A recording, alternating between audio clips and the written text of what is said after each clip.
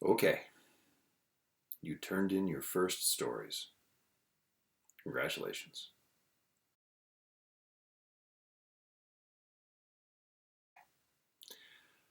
Well, maybe now it's time to take a little break, a deep breath, and then turn your attention to the next goal in this class, which is finding an idea for your next story.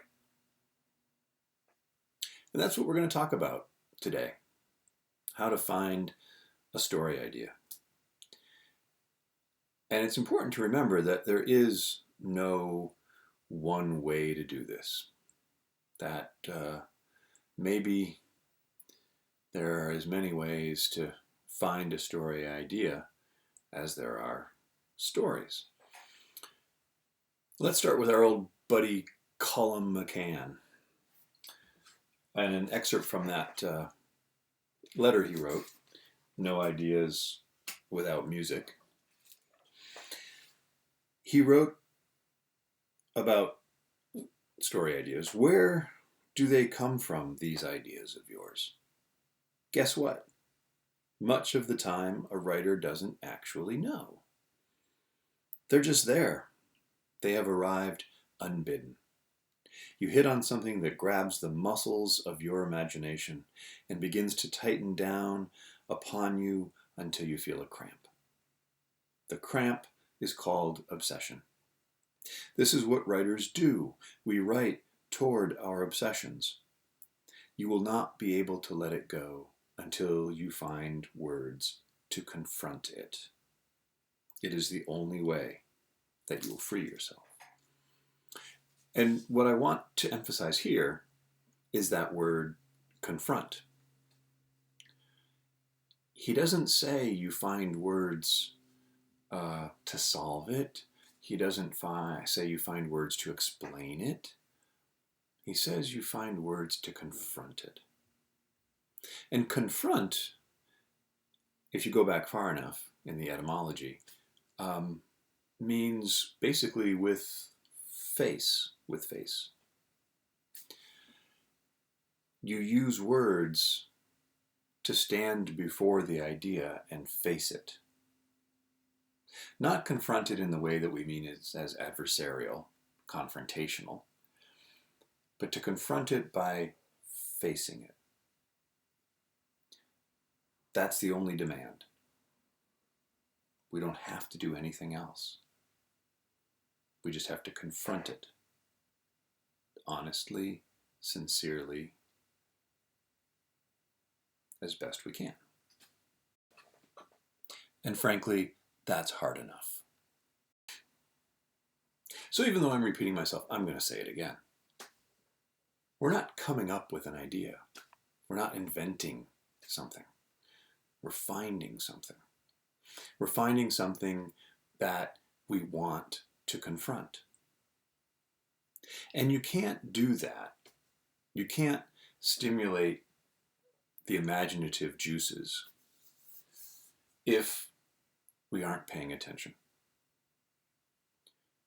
We need to be aware in the world. We need to care about what's going on around us. We need to care about the people around us. We need to pay attention to the sounds that we hear. We need to pay attention to what we smell, what we see. We need to be alert. Attention, as it says on our syllabus, makes things beautiful. The poet Katrina Vandenberg wrote that. Attention makes things beautiful. And what I love about that is that it has that dual meaning. It's a bit ambiguous. It means that if you give something attention, like say a story draft, you can make it beautiful. But it also means that when you pay attention to something, you begin to see the beauty in it. Beauty. What does that even mean? What does that even mean? It's a tough one, right? Because we're not just talking about necessarily those things that are appealing to the visual senses. That's not what writers and artists mean when they start talking about what's beautiful. Artists can find ugly things to be beautiful. The poet Rainer Maria Rilke, who wrote the book Letters to a Young Poet, after which McCann wrote Letters to a Young Writer, Rilke said that beauty is the beginning of terror. Beauty is the beginning of terror. And a lot of writers and critics and even philosophers have noted since then that the effect of terror on a person can be similar to the effect of beauty on a person. It grabs your attention. You can't look away. You might begin to shake. You might lose your breath. And in that way, beauty and terror seem to be related. So when we give the world our attention, we might find it beautiful, but we might also find the cracks, the dust, the troubling stuff. And that's all part of the big beauty. This is all a way to say, be open to the world. All of it. Take it in. Because that's where your story ideas will come from. You will find them by being open to what's around you. When you listen, as Gabriel Garcia Marquez says, with your heart.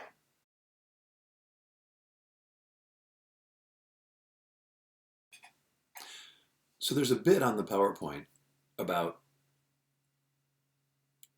research cognitive psychologists have done regarding creativity.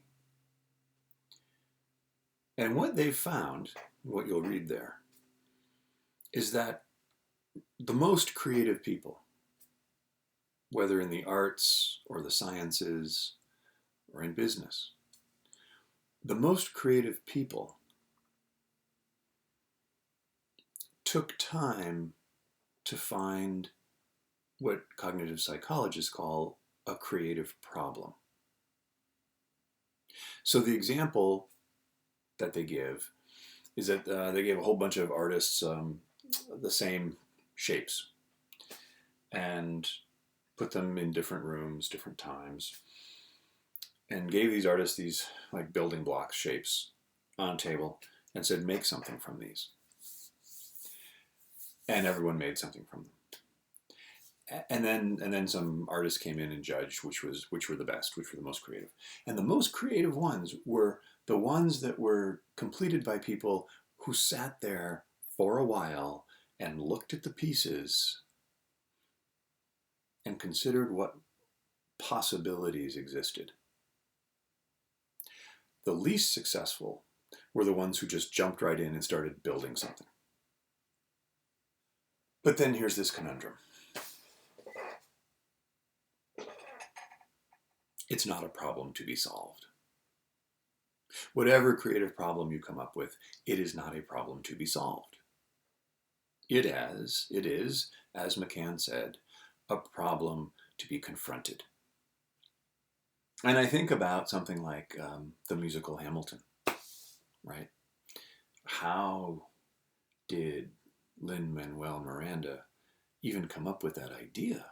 I mean, he talks about it. He says, oh, well, I was reading this biography of Hamilton and I thought all these founding fathers, they were like hip-hop figures. They were young, they were brash, they were energetic, they were smart, they really made authorities angry. So they were like hip-hop people. What if I put those two things together? That's what Lin-Manuel Miranda said. How does a bastard, orphan, son of a whore and a Scotsman, dropped in the middle of a forgotten spot in the Caribbean? That didn't really solve a problem, right? It allowed him to confront this idea. That's what happened. He confronted this idea. And it's best if those problems aren't easily solved. Because if they're easily solved, why write the story? You want to confront something that matters to you, that maybe only you can confront. And when you begin to confront it, you should have the sense that you really don't know what you're doing. And that when you get to the end of it, you still might not know what you're doing. But you will have confronted your idea. You will have confronted your problem.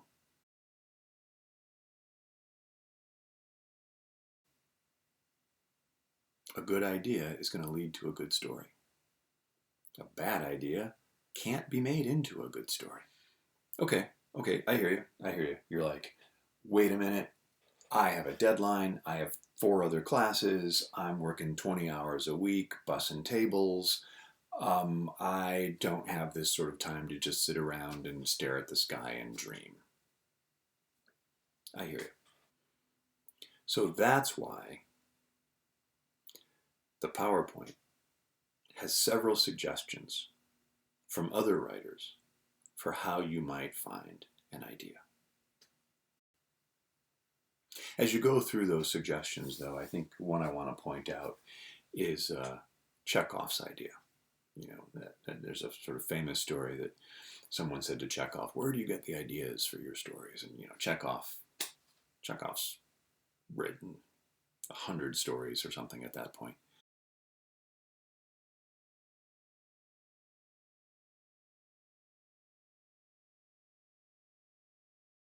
So Chekhov wrote a lot of books, and he wrote hundreds of stories. And someone once asked him, well, where do you get the ideas for all these stories? How do you come up with them? Chekhov, who was a smoker, picked up an ashtray and said, tomorrow I will come back to you with a story called The Ashtray. Okay, so think about that. I mean, like, what do we take from that? What do we take? Well, one thing I take from that is that there's a great deal of play in finding your story ideas. Like, hey, here's a challenge. Find a story called The Ashtray. Okay, I'm going to write a story called The Ashtray. And then you just pursue that. That's now your creative problem, right? My story is called The Ashtray. How do I write that story? That's my problem.